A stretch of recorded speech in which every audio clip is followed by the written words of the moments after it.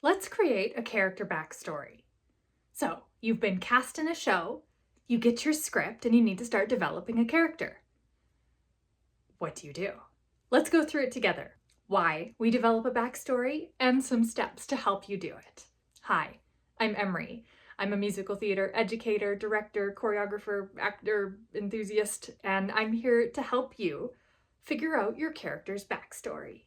So, why do we need to create a character backstory? Because every human has one.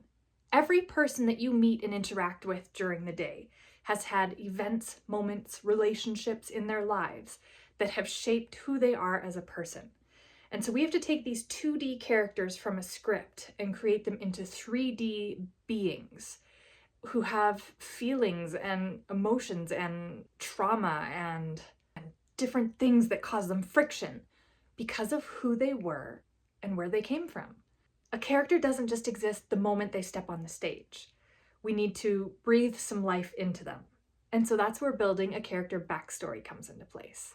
So, first step, look at your script. For some roles, there will be lots of juicy, good information there. For other roles, there might not be, and you might have to get creative and use your imagination. And that's fine too. Your script, and if it doesn't, the director, will tell you the setting of the play, which will give you the time period and location, which would affect your character backstory. So, important information to know. It'll tell you how old your character is, or approximately so. It will tell you your relationships with other characters. If you call someone your wife or your brother or your best friend, that automatically gives you information that you have a backstory with that person. It is connected. So you need to deep mine your script for all the information you can find about your character. Things that we will use to build a backstory out of. And you might be saying, I don't know, I'm just in the ensemble. I don't even have a name. Here's where we get creative. You're going to use your imagination and you're going to create a being, but it's very, very important that your human exists within the time of the show. So we want to, when we're creating these backstories and getting very creative and having fun with them, which is great, you want to make sure they are always adding to the show and never being a point of pulling focus or not making sense within the confines of the play. So if you were doing Little Women, the musical, and you developed your character backstory to be that of an alien, I mean, I kind of want to see it, but also it doesn't fit. It's not the right style choice or character choice for that play. You got too creative and had too much imagination. So whatever you're doing, make sure you're creating a backstory that fits within the confines of your show and doesn't detract from it while still giving to it. That's where the complexities and the good stuff is found. It's tough, but we can mine for it. So once you find all of your given circumstances, the information that has been fed to you by the playwright, here's where we're going to fill in some blanks. We're going to move from script work to research.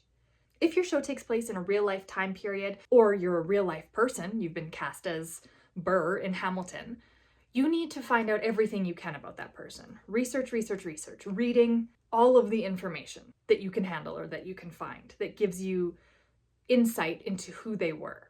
If you're in Annie, you need to read about the Great Depression because that is going to inform your character backstory. Step beyond your script now and do research about the context of the play, or if your director is setting, say, a Shakespearean play in a certain time period, go do research. Reading, reading, reading. The more information you get, the more accurate a backstory we can create to make more interesting actor choices, which is the whole point of this. And we're gonna go in depth. So instead of just answering with a one-word question, so like say the question that you're trying to answer is, what is my character's job? What is their occupation? Well, they're a mailman. I'm gonna mark off mailman. What does that mean? What kind of hours do they work? What kind of conditions do they work in? How long have they worked there? Do they like their job? Do they resent their job? What kind of pay do they make? So if we start asking all of those juicy questions, it may never come up on stage that your character is a mailman. That's fine. But we maybe get a hint that your character doesn't like the snow or the cold. And that makes sense to me, that they've worked outside in these conditions for so long that they're just not a fan. So we're developing these things that the audience will never ever know.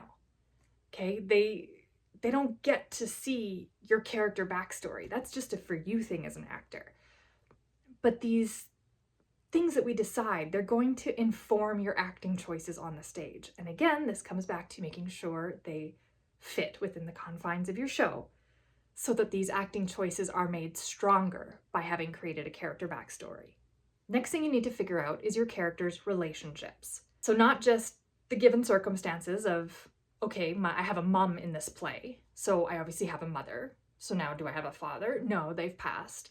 Okay, but now you need to dig into the relationship. How was your relationship with your mother as a child, as a teenager? Now, how are you two alike? How are you two different?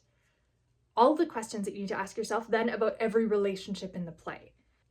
It can get a little much to build a full-on family tree for any character you're playing, so you can stick with ones that are referenced or important to the show, but you need to deep dive into those and figure out what that relationship was like and why. Why is the important question. So you could just write, Mom, didn't get along, but the why is what's going to inform your character choices when it comes to talking about her or to her in the show. So here's where we talk about tools. I've attached a character analysis template down in the show notes. If you want something to take and physically print out and fill out the next time you're cast in a role. These are great questions to start you thinking about all of this stuff. But it's a useless tool if you don't use it the right way. If you just sit down and brainstorm a bunch of facts and then put it off to the side as like, check, I did my homework. I did the character analysis sheet that Emery told me to do. Therefore, I have developed a character backstory. No, now those things that you picked, that you thought of, that you created, that you imagined, they need to now inform your character choices as you're making them as an actor. Okay, you've developed these relationships, you've developed what your character's deepest dreams and secrets and fears are.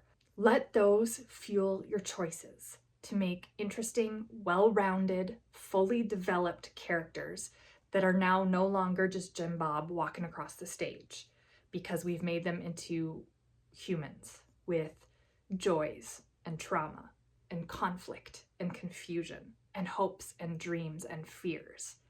So the more work you can put into creating a accurate character backstory, the more you have to pull on as an actor to then create a beautiful character. And I hope this helps. If you want to stick around for more acting tips, I do weekly videos and I would love to have you as part of the community. If this was helpful, please click the like and subscribe button, and I will see you next week for more theater goodness. Bye.